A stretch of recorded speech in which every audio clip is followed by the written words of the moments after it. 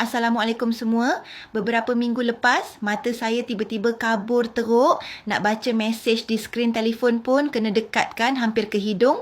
Kadang layan video lama-lama, mata cepat letih, silau dan rasa pedih.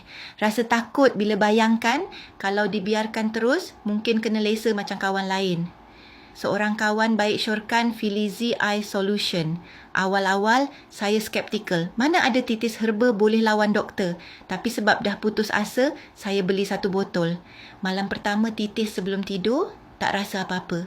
Hari ketiga bangun pagi, terkejut nombor jam dinding jelas, biasanya tumpuk gelap je. Hari ketujuh, boleh baca mesej di telefon tanpa zoom 200%, mata tak cepat letih walau tengok skrin lama, silau hilang.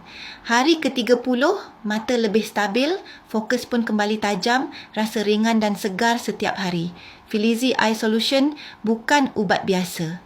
Ia dari ekstrak herba semula jadi, titis pagi dan malam, menyerap terus ke jaringan mata, bantu pulihkan retina, lancarkan aliran darah dan kurangkan ketegangan mata.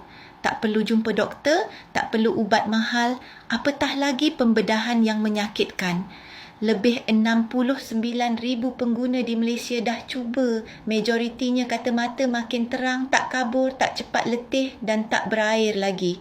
Sekarang tengah ada promosi hebat.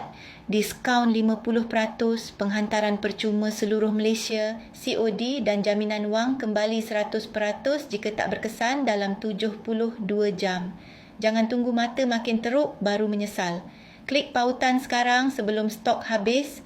Rasai perbezaan mata yang jelas, segar dan ringan setiap hari.